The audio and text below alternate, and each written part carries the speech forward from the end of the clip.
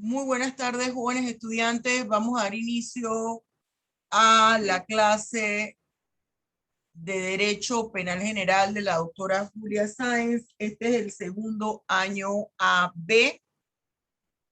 Hoy es jueves 23 de septiembre de 2021. Disculpen que estamos empezando 15 minutos más tarde la clase, pero como les expliqué yo por el audio, estaba haciendo la presentación de un anteproyecto de ley sobre el feminicidio. Entonces la reunión empezó tarde y tuve que hablar a 1000 por hora presentando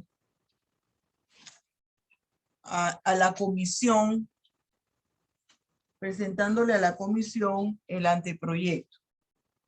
Vamos a pasar lista rápidamente y a dar la clase. Esta es la 10ª clase.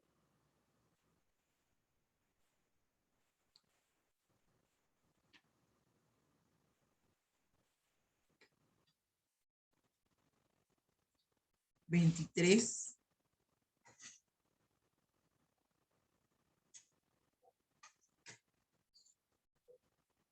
Ceilín Arroyo.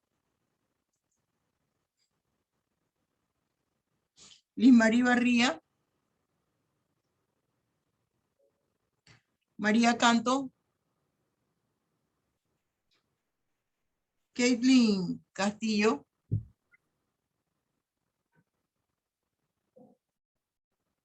Stacy Cherigo. Noel. Hilary Fragueiro, ya te vi. Rosario Guerrero no está. Abraham Hidalgo, ya lo vi. Vanessa Jaramillo. Kevin Coxey. Neily Lara. Nicole León. Ariadna López. Profesora, Ajá. para que sepa que Robin Ureña y Kelly Lara retiraron la materia. Espera un momentito. Déjame poner aquí que estaba entrando Nicole León. Buenas tardes, profesor. Ajá. Lara, me dijiste que retiró la materia. Kelly Lara Kelly Lara, Yoleni Sánchez y Robin Ureña. retiró la materia. Y entonces hay estudiantes, esto es lo que yo digo, hay estudiantes míos del semestre pasado que no tuvieron cupo. Porque estos estudiantes nuevos se meten y se van. Entonces, Kelly Lara, ¿quién fue la otra persona? Yoleni Sánchez y Robin Ureña. Sánchez.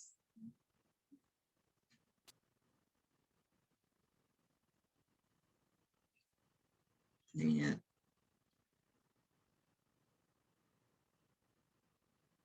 Retirado. Bien. León, ya te puse el Olivardía Milagros, estaba aquí, ¿verdad? No. Angélica Ortega. Arielis Ortiz. Presente, profesora Ortega. Arielis Ortiz no está. Pat Patsori tampoco. Karen Peña. Presente, profesora. Tatiana Pérez. Presente, profesora. Maika. Está, ya te vi. Durleis. Me pareció ver a Durleis. ¿No? Texaya Tarencilla, sí, ella entró. Presente, profesora. Tejera Milagros. Presente. Gisare no está. Nayeli Sosa. Guerra Isaac. Alvarado Sumailín. Villarreal Alessandra. Presente, profesora. Muy bien.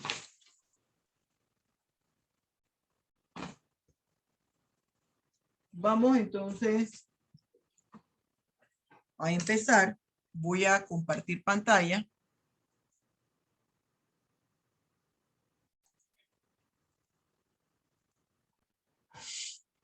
Bien, vámonos aquí a cursos virtuales. Material didáctico. Módulo 2. Ejecución de la pena.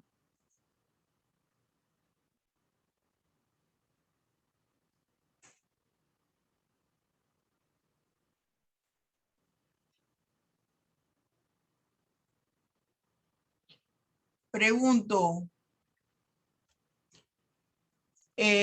nosotros empezamos ya la ejecución de la pena, ¿verdad? Sí, profesora. Sí, profesora. Maica, lo terminamos. No, profesora, quedamos en los subrogados penales. Muy bien, vamos para allá. Déjeme poner aquí Pat Patsori, que entró, y Arielis Ortiz. Buen día, profesora. Papatzir presente. Sí, ya te puse, ya te vi ahí. Gracias, Igual a Arielis. Bien. Quedamos en esto, quedamos en las clases, ¿verdad? Aquí, en esta diapositiva, ¿no es cierto? Bien. Nosotros estábamos hablando que el subrogado... Disculpe, profesora. Estamos viendo es la pantalla de su página web y no las diapositivas. Vamos a ponerlo aquí. Gracias, Maica. Bien. La clase o forma de subrogados penales. Habíamos hablado en la clase anterior, estamos en el tema de la ejecución de la pena. Y habíamos conversado en la clase, conversado en la clase anterior que esos subrogados penales eran un conjunto de medidas de naturaleza propia a la política criminal alternativa y que establecían estrategias o formas de ayudar al hacinamiento penitenciario a lograr una mejor efectividad de la función o finalidad de la pena, que es la rehabilitación y resocialización del individuo. ¿De qué individuo?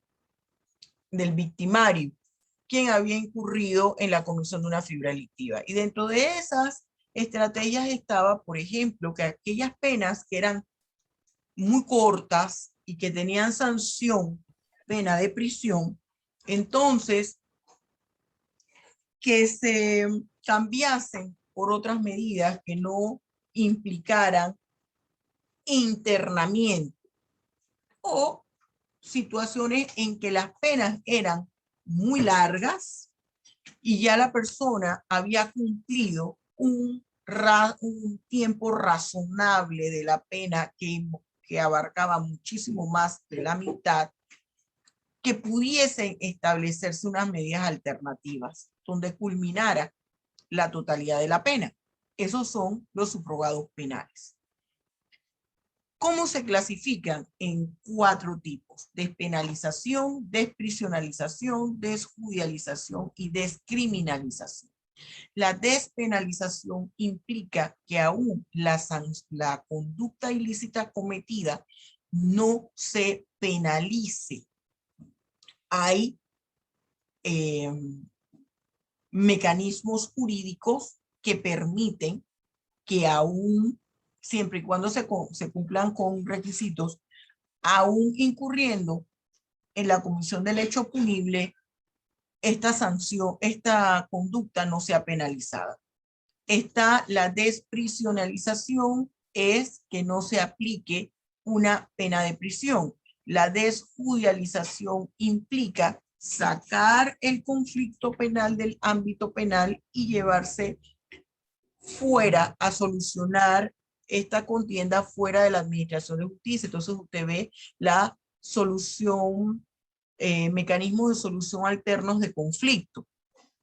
Y la descriminalización, que la conducta no sea considerada como una figura delictiva. ¿En qué consiste la despenalización. La despenalización es un subrogado penal que implica concluir el proceso penal, que el proceso penal no llegue hasta su etapa final con la presentación de una sentencia debido a que la víctima desiste de su pretensión punitiva. Esto requiere el cumplimiento de ciertos requisitos. Y fíjense una cosa, jóvenes, aun cuando los subrogados penales son mecanismos jurídicos propios de la política criminal alternativa, estos mecanismos jurídicos son de naturaleza procesal penal y nos conduce a ellos el derecho penal. Esto es una forma más de evidenciar que el proceso penal, que el derecho procesal penal forma parte del derecho penal. ¿Cuáles son los requisitos que se debe cumplir para lograr eso? El desistimiento de la víctima por medio de un acuerdo entre víctima y victimario. El sujeto activo procesado no debe tener antecedentes penales, es decir, debe ser considerado delincuente primario o primo delincuente. Ese sujeto activo o victimario no ha debido haber sido favorecido con este tipo de subrogado penal. El agente o sujeto activo debe haber presentado por escrito una propuesta, un compromiso de cómo él va a indemnizarle a la víctima por los daños y perjuicios ocasionados. Y esta es una acción que debe presentar la víctima. Ahora, las clases de penalización. Esta puede ser de carácter propia o de carácter impropia. La de carácter propia implica que el desistimiento de la pretensión punitiva se presenta durante las fases del proceso.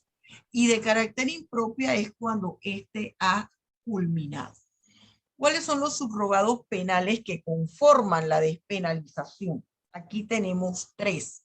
Desistimiento de la pretensión punitiva, regulado en el artículo 201 del Código Procesal Penal. El prescindir de la persecución penal punitiva. Aquí estamos hablando de la aplicación del criterio de oportunidad. Este criterio de oportunidad que implica que el fiscal valora lo que ocurrió y dice, no, esto no amerita para que se active toda la maquinaria de la administración de justicia para esto.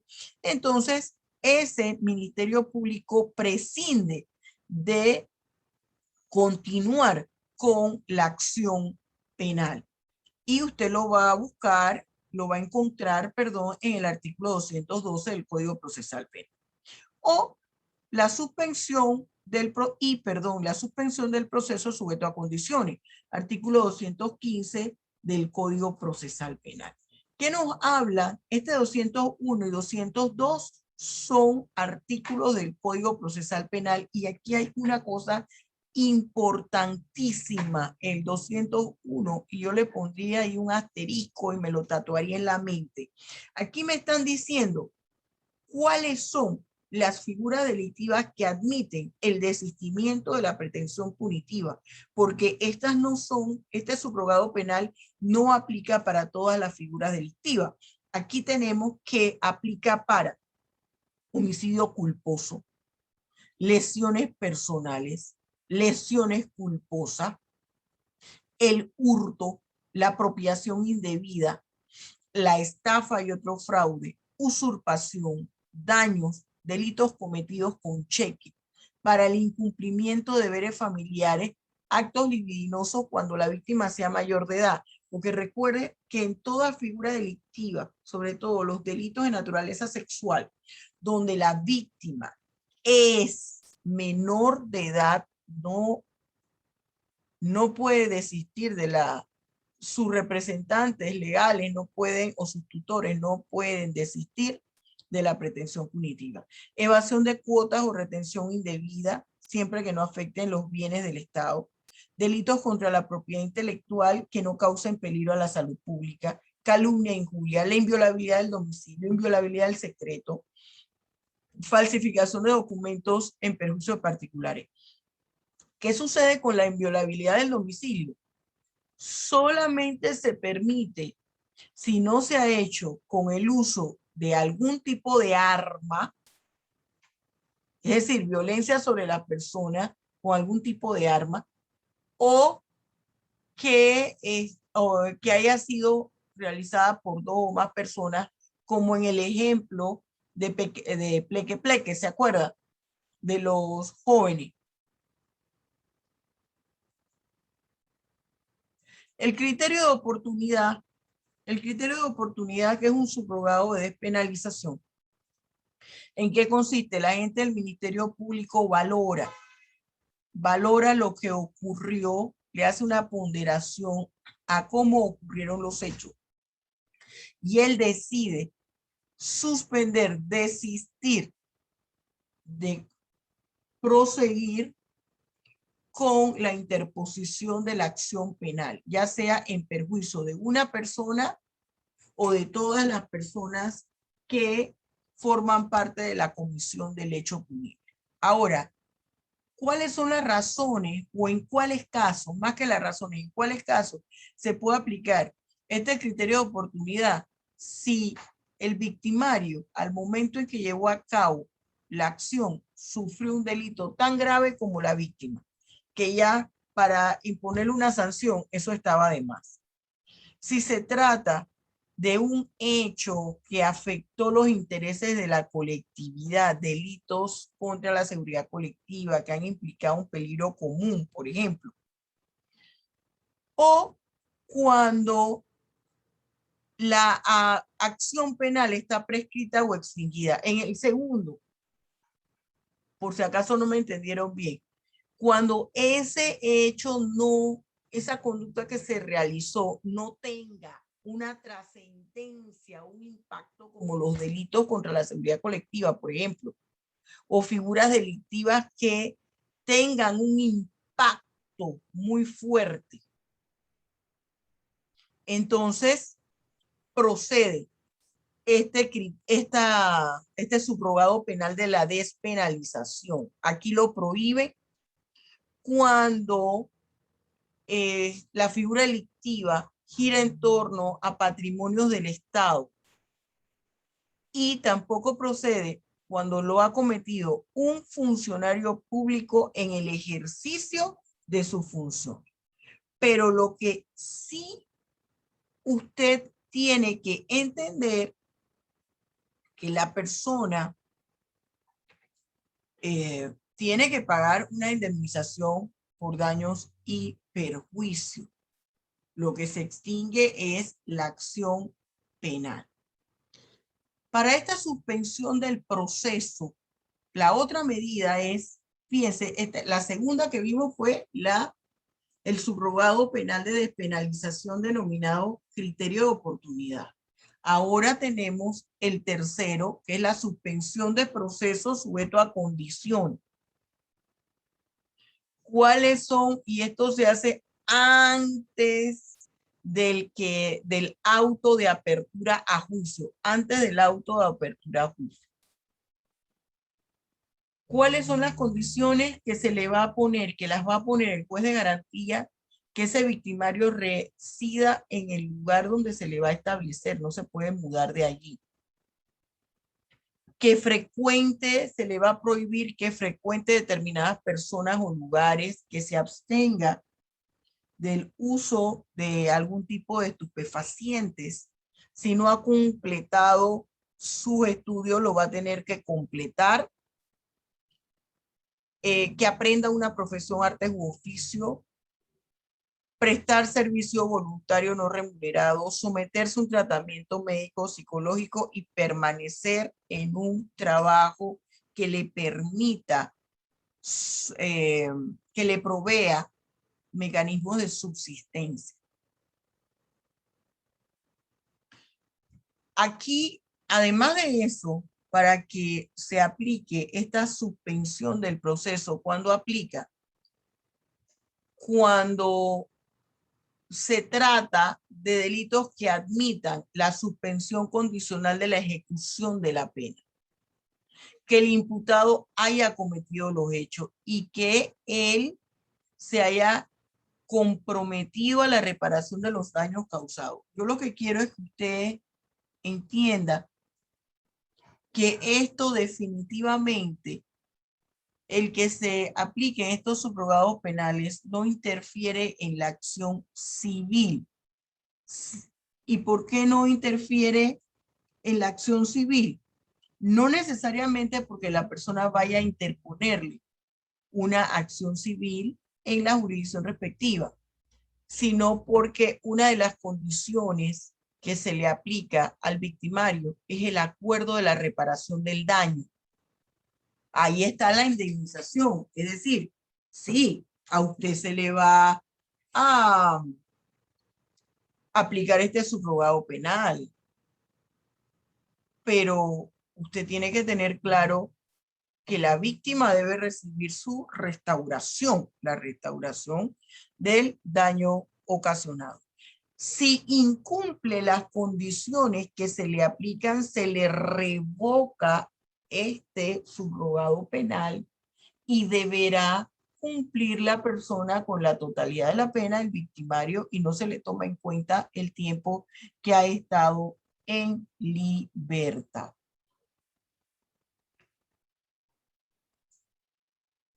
¿En qué consiste la desprisionalización? La desprisionalización es un subrogado penal que se fundamenta en el sistema anglosajón. Esa desprisionalización que yo les mencionaba anteriormente se aplicaba en principio a los menores. Por eso es que surge el proceso. Por eso es que nosotros tenemos, producto de esto, una jurisdicción especial de menores. En esa jurisdicción especial de menores, ¿qué es lo que señala? Hay características propias del sujeto activo que impiden que esta situación, esta figura, esta conducta ilícita realizada por ellos se lleve ante los tribunales ordinarios. Entonces, nosotros tenemos, por ejemplo, que esa desprisionalización consiste en que la sanción aplicada por el juez, producto de la comisión de una figura delictiva, se va a realizar fuera de la prisión, fuera de un centro penitenciario, bajo otras connotaciones. ¿Cuáles son los subrogados penales que conforman la desprisionalización? Aquí tenemos la suspensión condicional del proceso, la suspensión condicional de la ejecución de la pena, conversión a días multas, amonestaciones públicas o privadas, libertad bajo palabra, trabajo en obras comunitarias. Miren que la presora le encierra aquí, le delimita, le marca la suspensión condicional del proceso y le pone una flecha y acá en un recuadro un signo de interrogación. ¿Por qué? Porque esta suspensión condicional del proceso lo vimos como una forma de subrogado penal denominado despenalización. Quiere decir que es considerado tanto despenalización como desprisionalización, un sector de la doctrina. Por eso le puse ese asterisco. ¿En qué consiste la suspensión condicional de la pena? Esa suspensión condicional de la ejecución de la pena nosotros lo encontramos en los artículos que van del 98 al 101 del Código Penal. Y esto consiste en que se van a cambiar o se aplican a las penas de prisión que no sean mayores, que sean, perdón, menores de 3 años, es decir, no mayores de 3 años.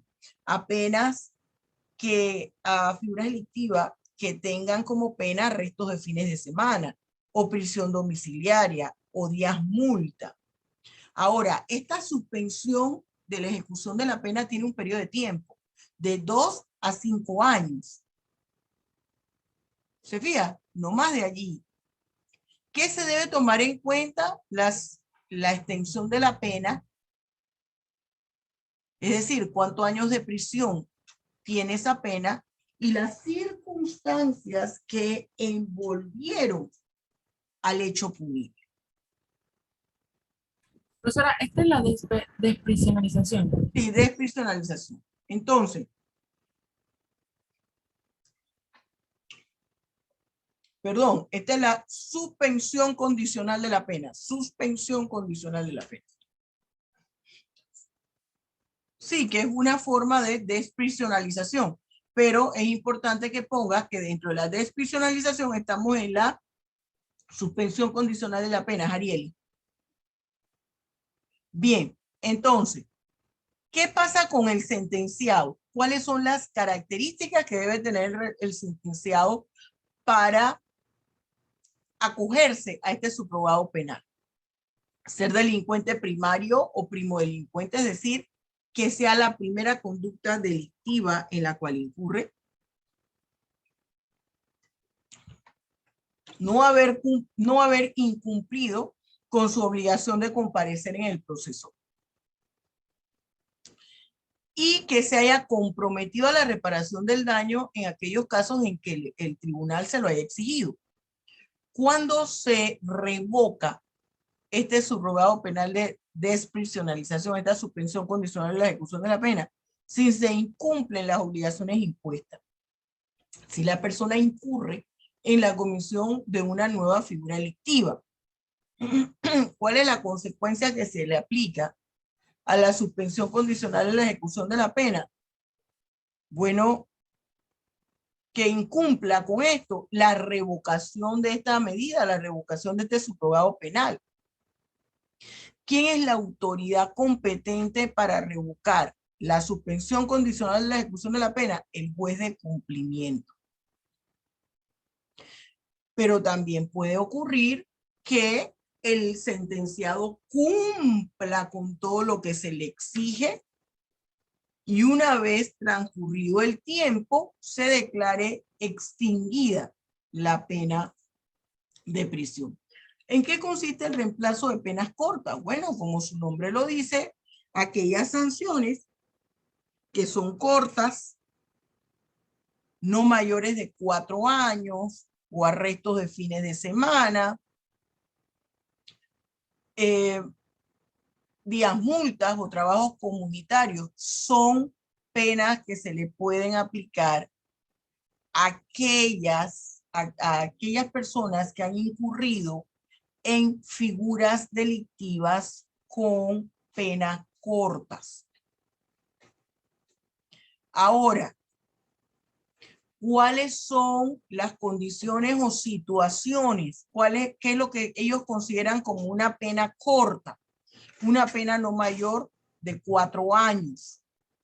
Cuando la pena no es mayor de 4 años, se puede cambiar. Ese es el reemplazo. Reemplazo de penas cortas es cambio de la pena que fue aplicada por el juez porque la contempla el Código Penal por otra. Entonces, si la pena de prisión no es mayor de 4 años, entonces se puede reemplazar por arresto de fines de semana, por días multas, por trabajo comunitario. La Profesora, pena... disculpe, tengo una duda. En caso tal de que una persona que esté sentenciada pida un habeas corpus, ¿qué se haría en ese momento? No, eso es otra cosa. Eso es otra cosa. El habeas corpus es una garantía constitucional que tiene un individuo de presentar cuando está en riesgo, en peligro o ha sufrido una afectación al derecho de libertad de tránsito. Entonces, cuando la persona considera que su detención es injusta, cuando la persona considera que él no debe ser detenido porque no cometió el hecho, se interpone este tipo de habeas corpus que evitan que la persona vaya detenida o que si estando detenida, la persona pueda quedar en libertad. Pero se entiende que todavía no se ha cumplido con el tiempo que conlleva un proceso penal. Cuando la persona ya está sentenciada, allí no proceden habeas corpus. Pueden proceder, dependiendo del tipo de la figura delictiva, recursos que se interpongan, un recurso de apelación, por ejemplo, con respecto a la sentencia. Pero acá estamos hablando de otras cosas. Acá estamos hablando, el reemplazo de penas cortas es que la misma conducta ilícita que realizó el victimario conlleva una pena corta. ¿Y qué consideran para estos efectos? Pena corta que no pase de 4 años. Entonces se le puede cambiar, se le reemplaza, reemplazo de cambio, arresto de fines de semana, días multa o trabajo comunitario. Ahora, si la pena es de arresto de fines de semana, entonces se le puede hacer un cambio de trabajo comunitario o días multa o viceversa. Si la pena de prisión es de 1 año, se considera que esta puede ser reemplazada por una reprensión pública o privada. Esa reprensión pública, ¿qué es? Es un regaño que se le hace al victimario,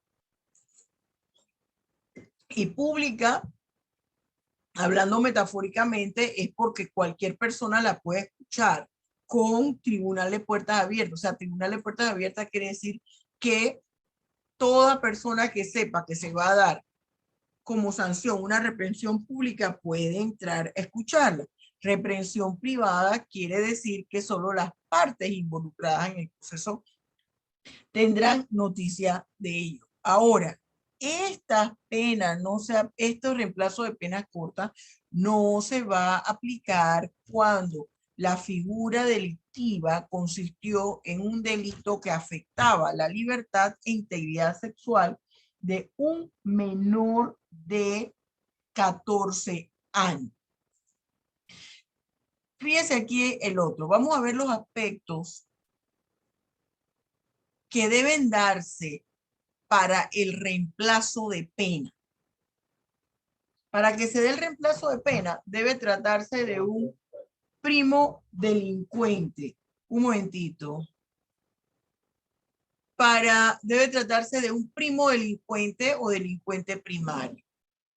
Número 1. 2. Debe haber un fuerte hacinamiento penitenciario, que es imposible cumplir la pena o sería contraproducente que un delincuente primario en una figura delictiva que en realidad no fue de tanto impacto a la comunidad, que no denota un alto nivel de peligrosidad del sujeto activo, vaya a un centro carcelario que esté repleto de gente, que ya sí son delincuentes de alto perfil. Disculpe, profesora, una duda. Quizás ya lo ha dicho, pero no he escuchado algo así, pero ¿dónde puedo encontrar una mejor especificación sobre los delincuentes primarios? Sobre los delincuentes primarios, bueno, es que el propio Código Penal lo dice. ¿Qué es delincuente primario? Es un solo concepto. La persona que no ha cometido otro delito más que el ese por el que se le está imputando. Ese es el delincuente primario. No ha cometido delito anteriormente. Esa es la única definición que tú vas a encontrar y la aporta el propio Código Penal. ¿Sí? Sí, también se le llama primo delincuente. Entonces, supongo que está en el artículo 44. Por allí. Entonces, principio, ahí usted lo encuentra atenuantes y agravantes. Por allí, búsquelo entre atenuantes y agravantes. El principio de reinserción social. Y el tipo de delito que cometió, yo se los acabo de mencionar, el agente o sujeto activo. ¿Cómo se hace la convergencia del reemplazo de pena? Fíjese, menos de 4 años El juez puede escoger entre trabajo comunitario, días multas, arresto de fines de semana. Si es arresto de fines de semana, puede escoger entre trabajo comunitario o días multas. Si no es mayor de un año, entre represión pública y represión privada. Ahora, esos días multa, me están diciendo a mí, esos días multas, se le pone una sanción pecuniaria en cuanto a la capacidad económica de la persona. Y si las incumple, si no paga la multa, vas presa o preso. ¿De qué se trata el subrogado penal, aplazamiento y sustitución de la ejecución de la pena? Mire, esto me lo contempla mi Código Penal en los artículos que van del 108 al 111. Y aquí me habla de quiénes son las personas a quienes se le puede aplicar esto. Si el victimario es una persona de 70 años o más, si el victimario es una mujer que está en estado de gravidez, es decir, preñada, o está en periodo de amamantar a su hijo y este no ha cumplido el año, o tiene una enfermedad que está en estado terminal o con una discapacidad tan fuerte que es imposible que se pueda valer por sí mismo en el centro penitenciario. Esto, ¿qué me indica? Que se puede ordenar que esa pena de prisión que tenía ese individuo se le cambie a arresto de fines de semana, se le cambie por días multa. Estos tipos de delitos, cuando esos delitos tienen esas circunstancias, tienen esas penas de arresto de fines de semana o de días multa, pueda cumplirse en prisión domiciliaria. Aquí se requiere un dictamen del médico. Queda exento de esta medida aquellas personas que hayan incurrido en delitos contra la humanidad o delito de desaparición forzada. Aquí debe existir un informe de medicatura legal, de medicatura forense, de medicina legal, medicatura forense, que establezca, que señale, que determine que lo que se está diciendo ahí es cierto, tiene una enfermedad en etapa terminal y a la persona se está muriendo. Es imposible tenerla en el centro penitenciario. ¿A qué se refiere el subrogado de la represión pública y privada? Ya lo vimos ahí, está en el artículo 112 del Código Penal, que lo mencionamos anteriormente. ¿En qué consiste la libertad condicional? Nosotros tenemos dos subrogados penales, libertad condicional y libertad vigilada. ¿Qué pasa con la libertad condicional? La libertad condicional es un beneficio, no es un derecho, que le permite a aquel sentenciado que ya ha cumplido las 2/3 partes de la pena, finalizar el resto de la pena de prisión, finalizarla en libertad. Es una de las etapas, este subrogado es una de las etapas del sistema progresivo técnico. Ahora, ¿cuáles son las características de la libertad condicional? Las características de la libertad condicional son 3. Esta es una parte del tratamiento, este es un tratamiento, y ese tratamiento es una parte del sistema penitenciario denominado sistema progresivo técnico, cuyo fundamento legal lo encontramos en el artículo 28 de la Constitución. Es un subrogado penal de naturaleza penitenciaria y esto depende de los avances de rehabilitación que haya tenido ese privado de libertad. ¿Cuáles son los requisitos de la libertad condicional? Fíjese, no es un derecho, es un beneficio. Haber sido sentenciado con pena de prisión, haber cumplido las 2/3 partes de la pena, haber dado muestra de readaptación y buena conducta, cumplir con los reglamentos carcelarios. Lo aplica aquí en el órgano ejecutivo a través del Ministerio de Gobierno en concordancia con el Sistema General Penitenciario. ¿Qué obligaciones implica la libertad condicional? Me las establece el artículo 113 de la Constitución, del Código Penal. Mantener una residencia fija, el victimario no puede cambiar de domicilio. Evitar cometer un nuevo delito, estar bajo la observación del organismo que el órgano ejecutivo establezca para eso. La resolución que concede la libertad condicional establece las reglas de vigilancia que debe cumplir. Contar con un trabajo es importante. Cualquier incumplimiento de cualquiera de estas obligaciones se le quita el beneficio a la persona. ¿Cómo está regulada la libertad condicional? Miren, y fíjense que yo, aquí cuando yo menciono algún artículo, ya sea del libro primero o del libro segundo del Código Penal, mire que ubico el título, entre paréntesis pongo el nombre de ese título, el capítulo, entre paréntesis pongo el nombre de ese capítulo y el artículo. La libertad condicional está regulada en dos partes. En el libro primero del Código Penal, título 4, suspensión, reemplazo y aplazamiento de la pena. Capítulo 5, libertad condicional, en los artículos que van del 113 al 114. Esto en concordancia con el decreto ejecutivo 393 del 25 de julio del 2005. Eso está en la Gaceta Oficial 25.368. Y aquí habla que la Junta Técnica debe tener un expediente de cada privado de libertad. Y allí van anotando la evolución que éste va dando. Eso debe estar allí, se debe colocar un cómputo de la sentencia para ver si ya cumplió con las 2/3 partes de la pena y debe allí señalar el nivel de rehabilitación que presenta ese privado de libertad y si califica para tal, si ellos lo recomiendan para tal beneficio.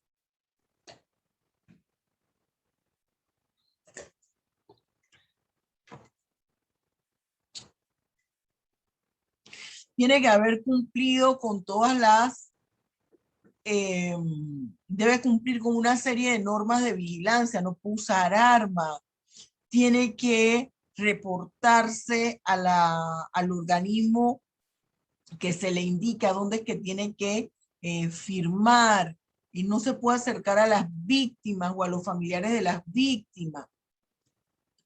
Y cualquier incumplimiento a esto le revoca la libertad condicional.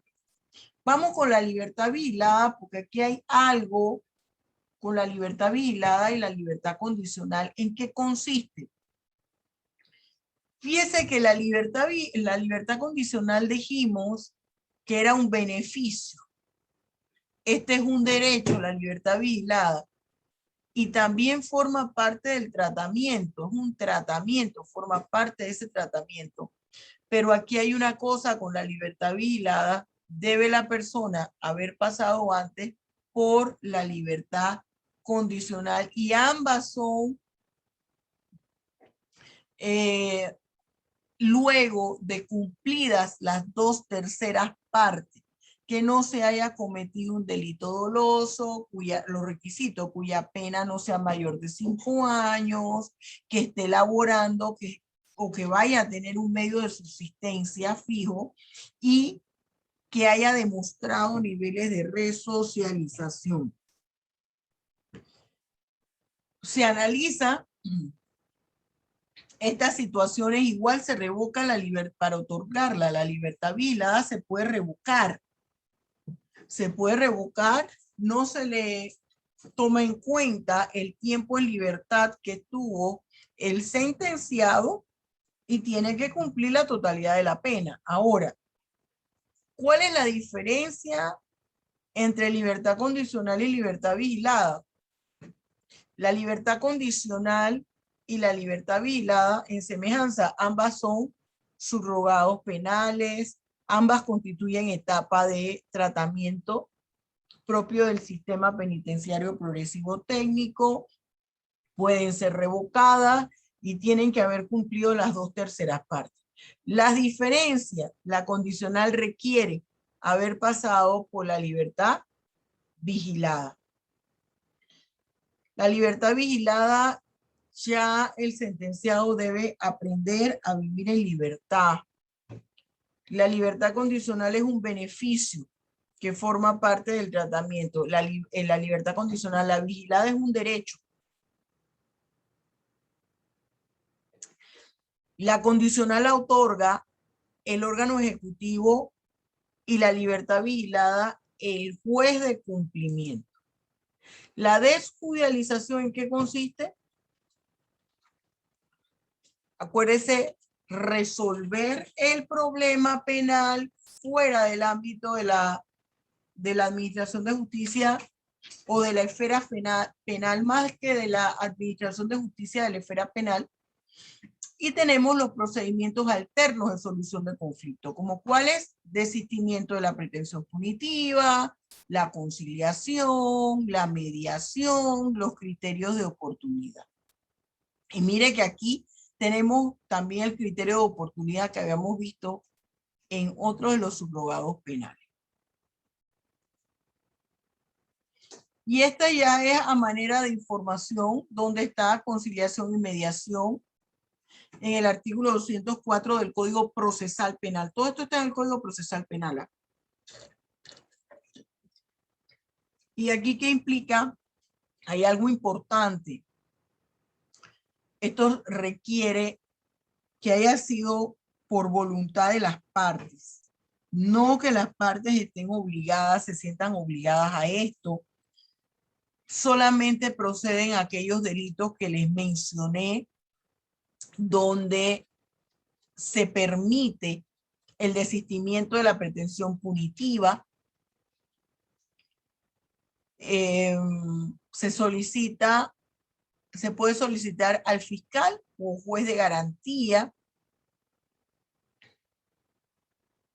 que derive la causa a los centros alternos de resolución de conflictos que tiene el órgano judicial. No se puede admitir esto como una prueba posterior en un proceso. Y ahí usted puede irse a lo que es la conciliación, la mediación, en el artículo 206 del Código Procesal Penal. En el artículo 207 está la mediación. La ejecución de la pena y medidas de seguridad según el derecho procesal penal. ¿Dónde están reguladas? Están reguladas en el libro 3 del Código Procesal Penal. ¿De qué trata? Ese libro 3 trata del procedimiento penal. ¿Y en qué título ese libro 3? En el título 8. Habla de la ejecución y medidas de seguridad. El capítulo 1 me habla de la ejecución penal. El capítulo 2 de las medidas de seguridad. Aquí me habla cuáles son los delitos que se excluyen de esto para concederles, para concederles este tipo de medidas. Aquí le habla, por ejemplo, el pandillerismo, delitos contra la seguridad colectiva, delitos cometidos contra la libertad individual donde fueron cometidos con tortura, castigo. ¿Ve? Esto es importante que usted lo vea. ¿Por qué? Porque aunque usted no estamos dando derecho procesal penal, pero esto forma parte del derecho penal.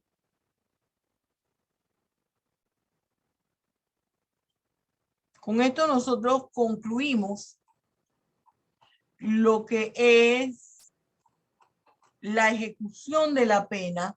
Quiero que me permita pasarle, antes de que abramos el compás a preguntas y respuestas, que hay mucha gente que no está en vista.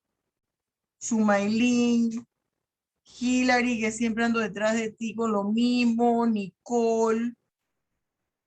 Déjeme culminar con el módulo, porque me imagino que deben tener muchas preguntas.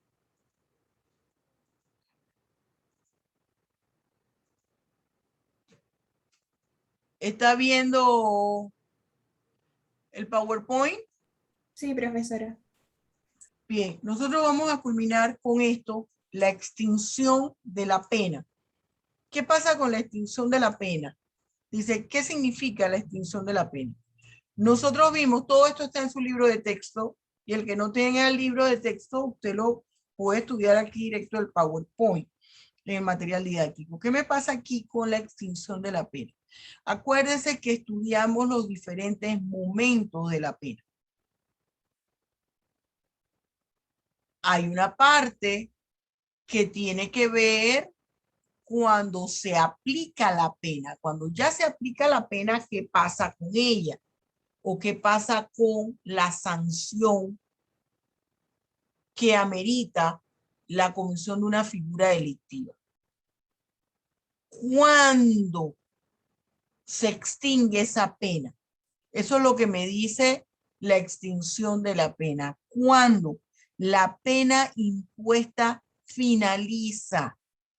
Entonces me habla que lo referente a la extinción de la pena es una situación netamente procesal penal.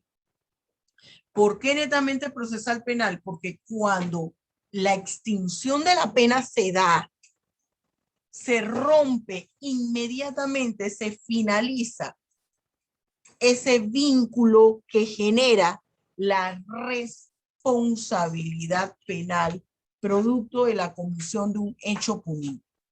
¿Dónde está regulado este tema que es de naturaleza procesal penal? En el Código Penal, en los artículos que van del 115 al 122. ¿Cuáles son las características de la extinción de la pena? Es de carácter procesal penal. Está vinculada con la extinción de la responsabilidad penal de la gente, es decir, se acaba esa responsabilidad penal de la gente. Puede darse durante cualquier momento del desarrollo del proceso penal, una vez dictada la sentencia. Están establecidas en la norma penal.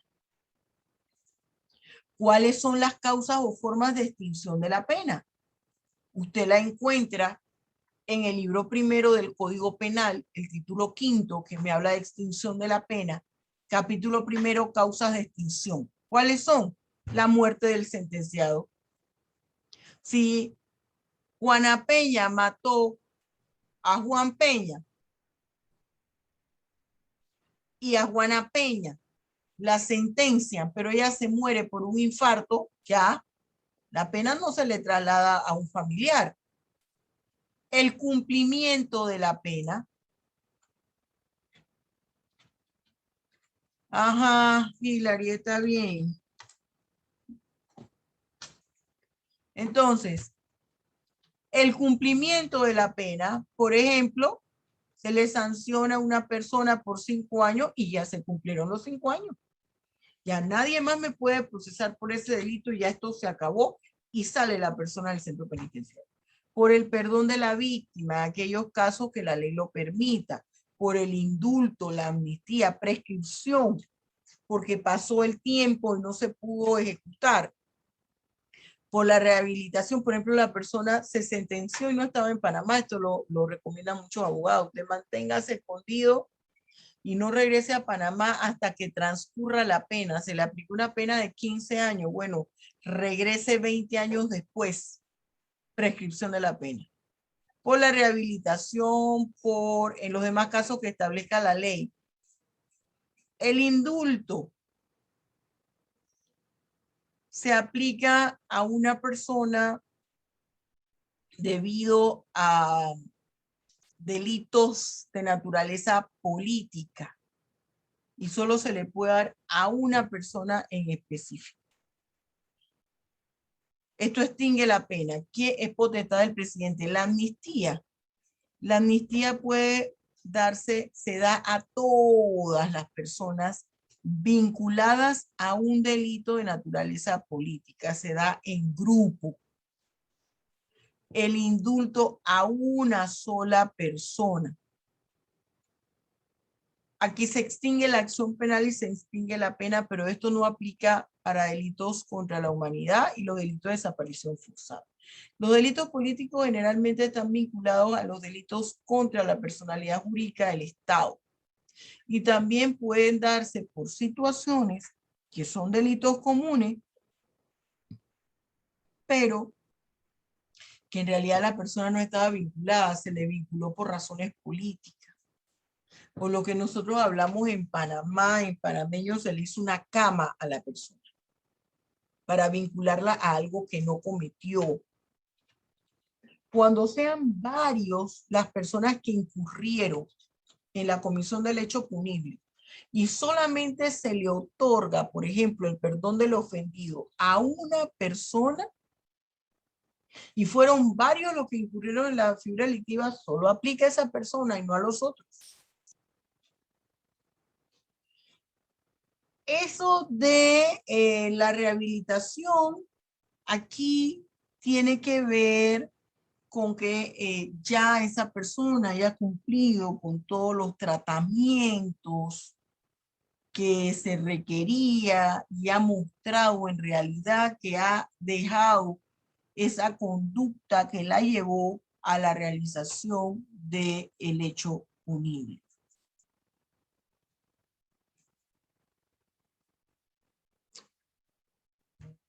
Fíjense, aquí, por ejemplo, en el perdón del ofendido, los delitos contra el honor. Aquí yo les explico lo que les acababa de señalar en el artículo. Cuando les estaba leyendo, leyendo cada uno de estos numerales del artículo 115, que los estuve explicando, esta es la transparencia. Cuando le hablo, por ejemplo, que en ambos, en el indulto y en la amnistía, ambos se aplican por delitos políticos. En el indulto lo aplica el presidente, en la amnistía el órgano legislativo, pero cuando han incurrido en esa figura, están varias personas. Y la prescripción cuando se haya cumplido el término de la pena por el juez en la sentencia, ¿no? ¿Cuándo prescribe la pena?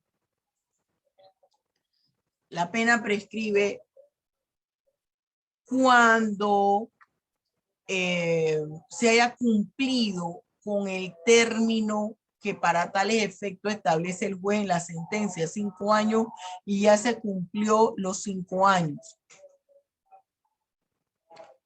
Por ejemplo, las penas de días multa o arresto de fines de semana prescriben a los 3 años. Si se ha interpuesto un proceso de extradición, se suspende el tiempo, se suspende el transcurso del tiempo para que se compute a efectos de la prescripción. Son delitos imprescriptibles: terrorismo, delitos contra la humanidad y la desaparición forzada. En este aspecto, quiero que se fijen bien en esta transparencia. ¿Qué pasa? ¿Qué surgen de los delitos? 2 aspectos. La imposición de una pena, pero para yo llegar a la imposición de una pena que tiene que ver el Código Penal, yo tuve que haber interpuesto una acción penal que activara el proceso penal y está regulado en el Código Procesal Penal. Entonces,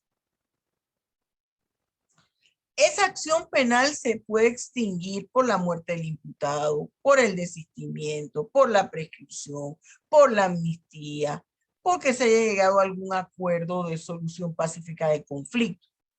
¿Cómo yo sé y a qué hace referencia a la acción penal, a la extinción de la acción penal? ¿A qué tiempo tengo como víctima? Me da la ley para que yo, afectada en mi bien jurídico, pueda personarme al aparato de la Administración de Justicia para interponer una acción penal. ¿Qué tiempo tengo? Entonces, para eso depende el tipo de figura delictiva. Por ejemplo, aquí me dicen que en un plazo igual al máximo de la pena de prisión. Si usted se va al Código Penal y el delito, voy a abrir al azar. Por ejemplo, el artículo 293 me habla del terrorismo, prisión de 20 a 30 años. Y aquí me dicen que igual al máximo de la pena de prisión, entonces quiere decir que yo tengo hasta 30 años para interponer la acción penal. Cuando son delitos sancionados con pena no privativa de libertad, tengo hasta 3 años. ¿Cuándo se empieza a contar eso? A partir del momento en que se cometió la figura delictiva. Cuando son delitos de peculado, enriquecimiento injustificado, delitos patrimoniales contra cualquier entidad pública, el plazo es igual al doble del máximo. Si el máximo eran 10 años, entonces tendrán hasta 20 años. Pero siempre debe tener en cuenta que no hay prescripción para delitos de terrorismo, delitos contra la humanidad, desaparición forzada de personas, no prescribe la acción penal. Profesora, usted hace un rato nos tomó el delito de terrorismo. Les dije que el que iba a salir, el que saliera, digo, voy a abrir y abrí en terrorismo. Ese era nada más un ejemplo.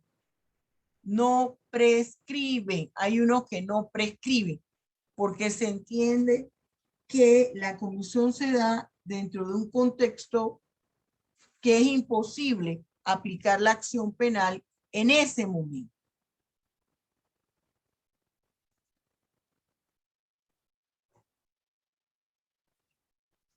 Aquí en la interrupción del plazo para interponer este tipo de acciones, yo les comenté que si se da un trámite de extradición, se suspende el plazo por la formulación de otros casos, se llegue a un acuerdo de mediación o conciliación. Todos estos son aspectos procesales que, si bien es cierto, yo no le voy a preguntar, es importante que usted los conozca. La acción, aquí me está estableciendo, por ejemplo, quién interpone la acción penal. La acción penal la va a interponer en principio siempre la víctima. Pero ¿qué sucede? El que tiene el control de la acción penal es el Estado a través del Ministerio Público. Entonces, hay figuras delictivas que son de acción penal pública. ¿Qué quiere decir esto? Esto lo contempla mi artículo 110 del Código Procesal Penal, 111 y 112, que solo con que la autoridad tenga conocimiento de la comisión de un hecho punible, él puede intervenir. Hay otros casos que son de acción pública, pero que requieren la presentación de una querella por parte del afectado. Son acción pública dependiente de instancia privada. ¿Qué quiere decir? El Estado requiere que la víctima presente la querella, presente la acción penal, pero una vez que la presenta, sigue el Estado y no puede la víctima decir, ay, no, que ya yo no quiero que esto siga. No, porque ya lo continúa el Estado. ¿Cuáles son? Acoso sexual y abuso de su derecho cuando la víctima sea mayor de edad. Delito contra la inviolabilidad del secreto del domicilio, estafa y otro fraude, apropiación indebida, usurpación y daño. Y todas las figuras delictivas tienen la acción restaurativa, es decir, el pago de la indemnización de daños y perjuicios. Y esta acción restaurativa es lo único que no se extingue. En el indulto y en la amnistía se le extingue la responsabilidad penal, mas no la civil. Esa acción restaurativa tiene que ver con la indemnización de daños y perjuicios y el reintegro de la cosa. Cuando no hay acción restaurativa, cuando el imputado actuó amparado por una causa de justificación, con excepción del estado de necesidad. En el estado de necesidad sí hay acción restaurativa. Esto lo dice aquí, claro, mi Código Procesal Penal. Con esto nosotros terminamos este módulo, porque hasta aquí llega el examen y yo quiero que ahora, en el tiempo que resta, entremos al debate de preguntas y respuestas y usted me haga todas las preguntas con respecto a los temas que no le quedaron claros, a las dudas. Soy todo oídos.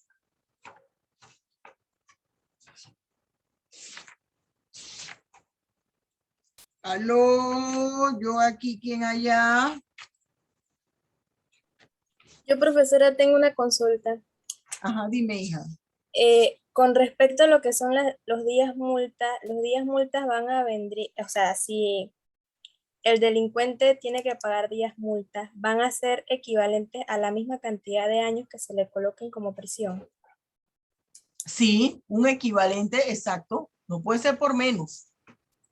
Ok, entonces también esto que usted mencionó sobre que se le coloca una cantidad pecuniaria a esos días multas, ¿qué es lo que hay que tomar en cuenta para darle valor o sacar una cantidad que el delincuente debe pagar? Se va a tomar en cuenta primero el daño que se ocasionó, el valor del daño ocasionado. 2, la capacidad económica de la persona, porque hay un porcentaje de su ingreso que no se va a poder tocar, que es el que tiene que ver con la subsistencia del individuo, el pago de la vivienda, de la comida, de medicina, si esa persona tiene hijos. Entonces va a depender, va a ir en proporción a la capacidad académica, perdón, a la capacidad económica de ese individuo. A la capacidad económica de ese individuo. Ajá. ¿Qué más? Yo, profesora, por ahí mismo, de lo que estaba diciendo, yo en realidad no sé si es que se me confundan los cables, pero si yo antes veía noticias de farándula y eso, Ajá. la cuestión es que estos adolescentes que a mí me gustaban hace un tiempo, conducían ebrios, entonces le metían una multa o una cantidad excesiva. Es porque ellos manejan mucho dinero, tal cual como lo acaba de decir, o es porque esa es la multa de que normalmente se da por conducir en ebriedad. No sé, por ejemplo. Bueno, la multa, acuérdese que ya la multa por conducir en ebriedad es cuestiones de sanciones que contempla el reglamento de tránsito. Ya están fijas ahí. Si tú eras un ricachón, te va a tocar igual que si eres una persona que no tenía dinero y te prestaron ese carro lujoso. O sea, no tiene nada que ver. Cometiste esa infracción que tiene aplicado esa multa. Que tiene aplicada esa multa. ¿Qué escribieron aquí? Artículo 50, ajá. Yo, profe, disculpe, es que tengo una duda sobre el artículo 50. Ajá, En la dime. parte, en la parte donde dice asesorías, o sea, dice multa, inhabilitación para ejercer funciones públicas, inhabilitación para el ejercicio de determinada profesión, oficio, industria o comercio, comiso, prohibición de portar arma y suspensión de la licencia para conducir, suspensión de la patria potestad y el ejercicio de la tutela. Ujú. Yo he visto que en algunas penas a las personas también como que se les prohíbe salir del país. Bueno, Cuando, salir del país no es una pena, salir del país es una medida cautelar. Todavía no se ha finalizado el proceso y se teme que la persona puede evadir la justicia y salir del país. Por eso se le retiene el pasaporte, se le pone impedimento de salida del país, tiene que ir a firmar a un juzgado, aquí estoy, no me he ido. Esa es medida cautelar de ok, profe, carácter personal. Ajá. ok, profe, muchas gracias, pero tengo otra duda. En caso tal de que la persona se vaya del país, ya sea con una opción obviamente fuera del marco de la ley, ya se le consideraría como prófugo de la justicia. Como prófugo de la justicia. Y entonces inician las alertas internacionales y hacemos uso de la cooperación judicial internacional y se manda la foto de la persona a todos los aeropuertos y fronteras de los diferentes países del mundo. De Ok, los profe. diferentes países del mundo. Ok, muchas gracias. Muy bien, ¿qué más?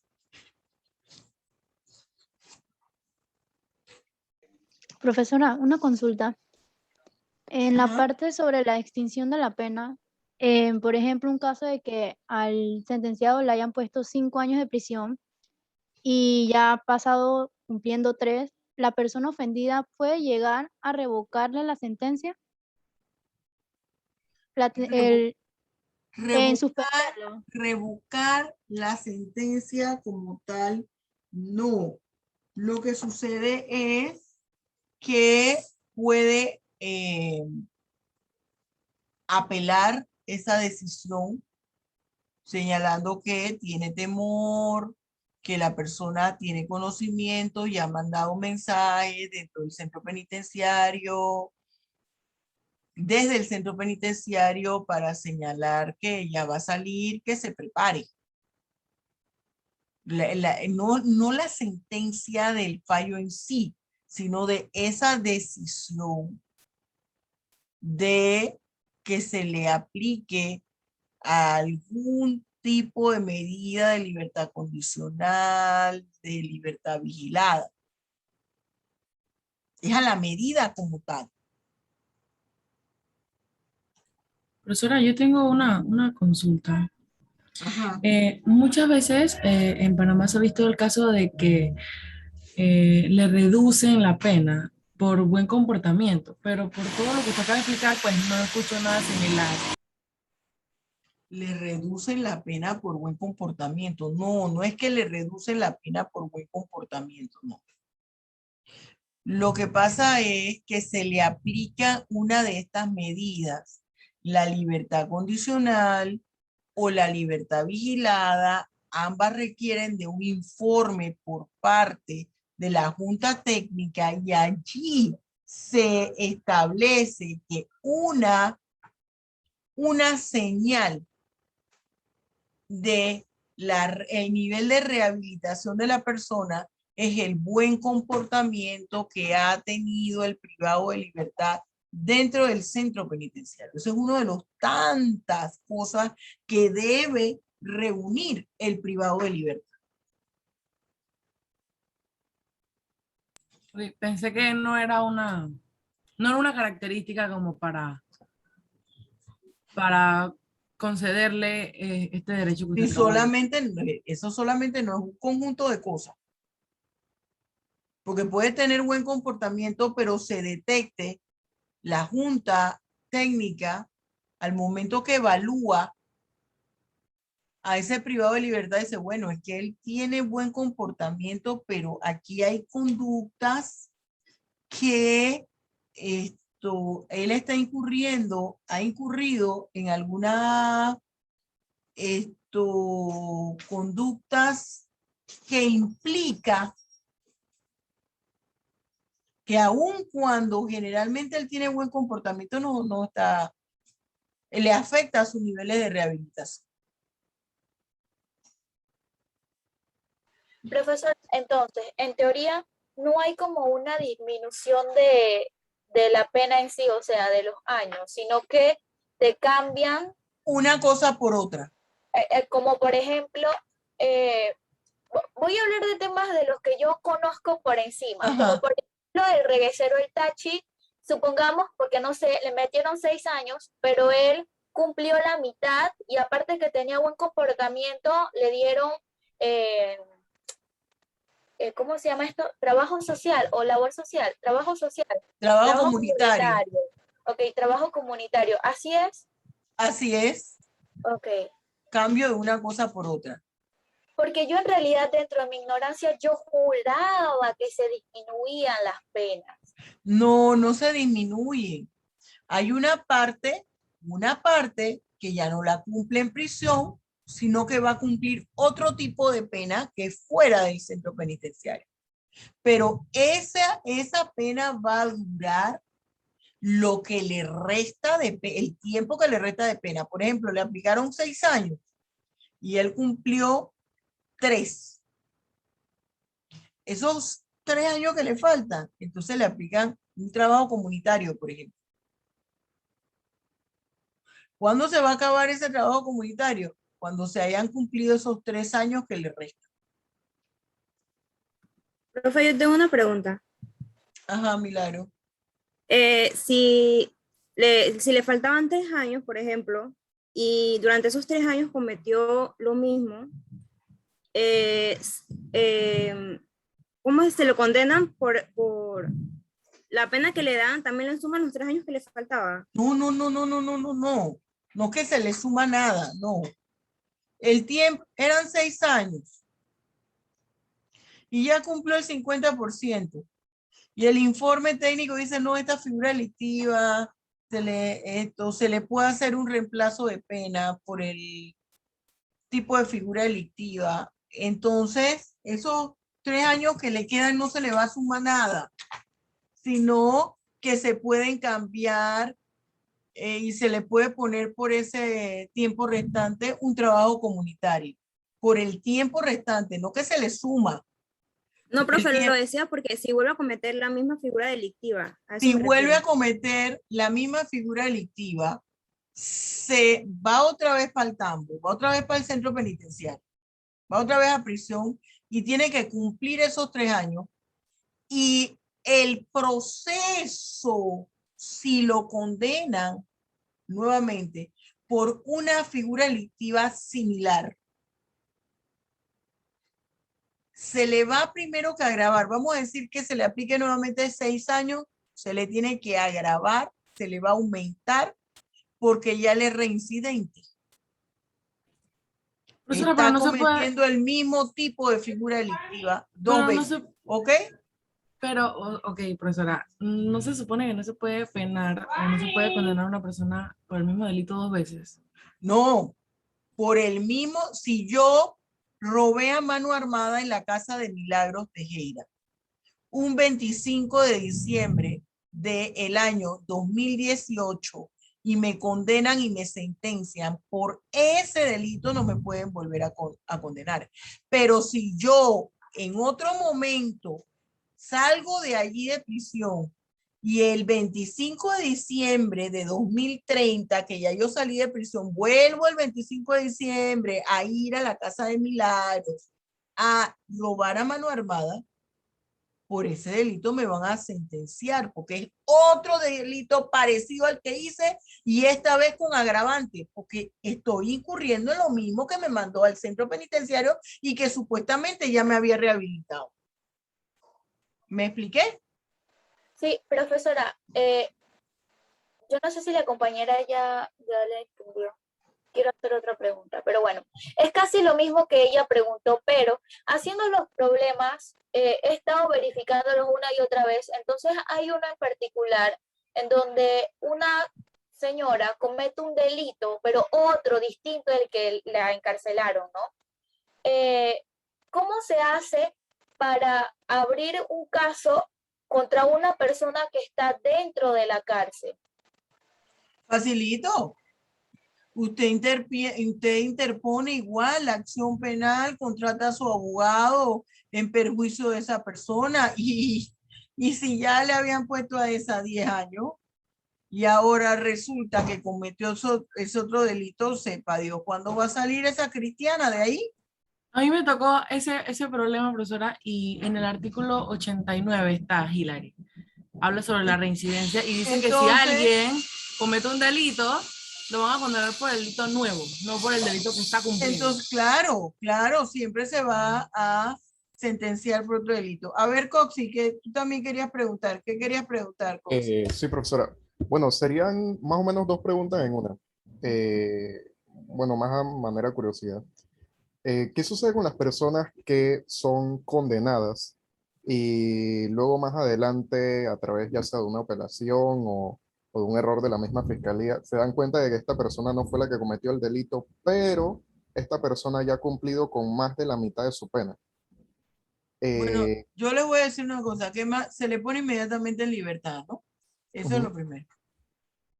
Y la otra pregunta es, Pero un momento, yo no tengo conocimiento que aquí en Panamá a nadie se le haya indemnizado por eso. Ok.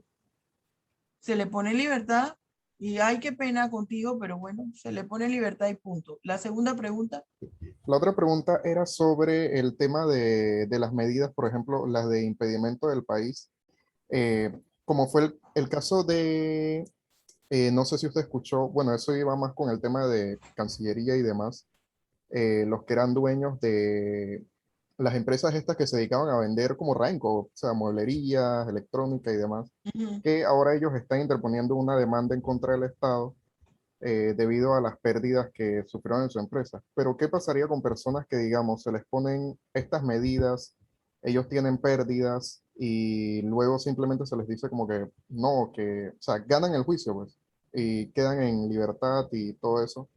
El Pero Estado no. ojo. Hay algo que tenemos que tener claro.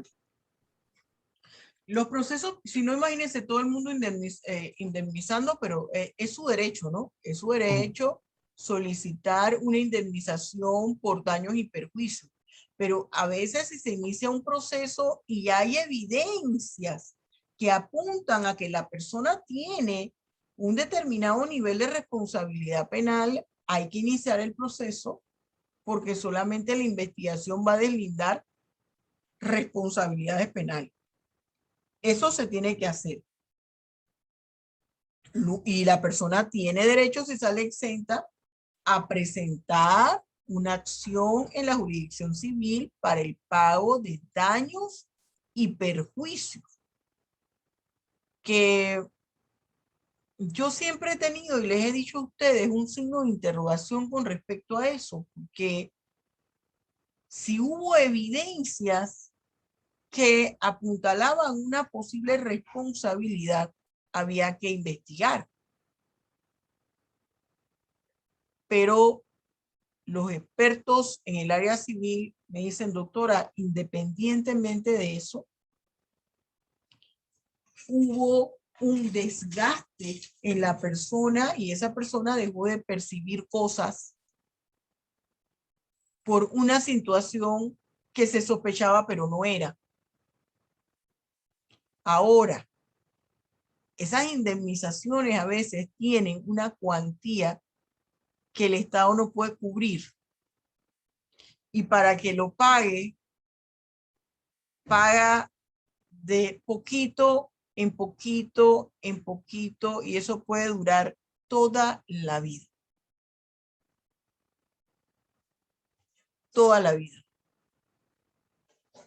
O se pagan cuantías que no llegan ni a la milésima parte de lo que en realidad la persona fue afectada. Y eso si bien le va. ¿Qué otra pregunta? Oh, profesora, ahora una cosa que no me dejó dormir hace como una semana. ¿Qué pasa si una persona es herida o de repente le pasa algo por culpa de una estructura o una institución pública? Entonces esta sale herida con todas las cosas que están tipificadas en el Código Penal. O sea, esta persona puede, ya usted dijo que muchas veces no se da, pero esta persona puede ser indemnizada por el Estado. Claro que sí. Claro que sí, puede ser indemnizada por el Estado y el responsable. Que todas esas infraestructuras estén bien en su lugar e inspeccionarlas van a generar responsabilidad penal porque ellos representan el Estado. Y van a ir presas. Un director de una escuela y la escuela se vino abajo y él sabía que estaba en mala condición y jamás llamó a la dirección de ingeniería o la dirección que tenga Meduca para restaurarla. Homicidio culposo. Y solo le van a amparar que haya enviado todas las notas y haya solicitado la ayuda y que bueno, él puso cintas amarillas para que nadie pasara por ahí y ahí él se está liberando de responsabilidad. Por eso es importante hacer las notas, aunque no las conteste y que ponga acuso de recibir. Profesora, pero aunque sea institución pública o privada, el Estado respondería. No, no, no. En Estado, en las instituciones privadas tiene que responder el dueño de la institución. Lo que pasa es que en las instituciones públicas, el dueño de la institución es el Estado. ¿Y quién va a responder penalmente? El representante legal de esa institución. ¿Y quién es el representante legal de esa institución? El director o el ministro o el secretario, dependiendo.